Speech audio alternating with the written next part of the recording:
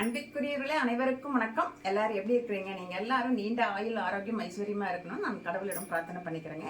இன்னைக்கு நம்ம பார்க்க போற வீடியோ என்னன்னு பார்த்தீங்கன்னா பூஜ்ய அறை டிப்ஸ் தான் சொல்லிட்டு இருக்கிறேன். அதுல பூஜ்ய அறை வீடியோ பகுதி 2 தான் பார்க்க போறோம்.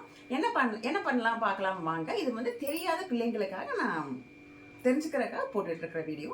இப்போ வீடியோக்குள்ள போலாம் வாங்க. இன்னைக்கு 3 டிப்ஸ் சொல்ல போறேங்க. அதுல முதல் டிப்ஸ் என்னன்னு பார்த்தீங்கன்னா, விளக்கேற்றிட்டு பூஜை அறையில் நம்ம எப்பவுமே தினமும் தண்ணி மாற்றி வச்சிடணுங்க.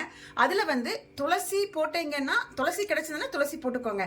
அப்படி இல்லைங்கிற பட்சத்துக்கு நல்ல சுத்தமான தண்ணி எடுத்துட்டு அதில் ஒரு ஏலக்காய் போட்டு வச்சுக்கோங்க. ஒரு கிராம்பு போடலாம், பச்சை கற்பூரம் இதெல்லாமே போடலாம். உங்களுக்கு என்ன சௌகரியப்படுதோ அதை போட்டு வச்சுக்கோங்க. இது டிப் நம்பர் 1ங்க.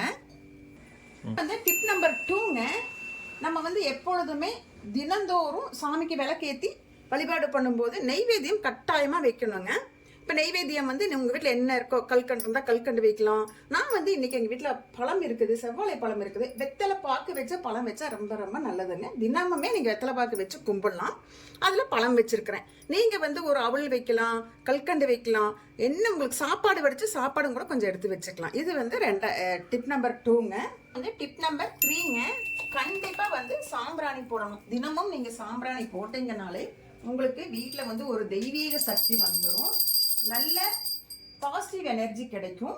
தினமும் போட முடியாதவங்க செவ்வாய் வெள்ளி அப்படி இல்லை ஏதாவது வாரத்தில் ஒரு நாளாவது போட்டுக்கோங்க. அப்புறம் முக்கியமான அந்த விசேஷ தினங்களில் நீங்கள் போட்டுக்கிறது ரொம்ப நல்லதுங்க.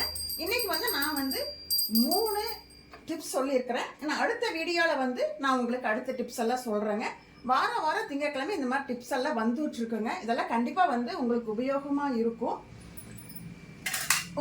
இருக்குங்க. உங்களுக்கு எல்லாத்துக்குமேவும் பார்த்துட்டு எப்படி இருக்கு, உங்களுக்கு யூஸ்ஃபுல்லாக இருக்கா அப்படின்னு சொல்லி எனக்கு கமெண்ட்ல சொல்லுங்க. இந்த மாதிரி பூஜ்ய அறை டிப்ஸுகளுக்கு கௌரிஸ்கோம் சேனலை சப்ஸ்கிரைப் பண்ணிட்டு பாருங்க. நன்றி, வணக்கம். நான் உங்களை அடுத்த வீடியோவில் நான் பார்க்குறேன்.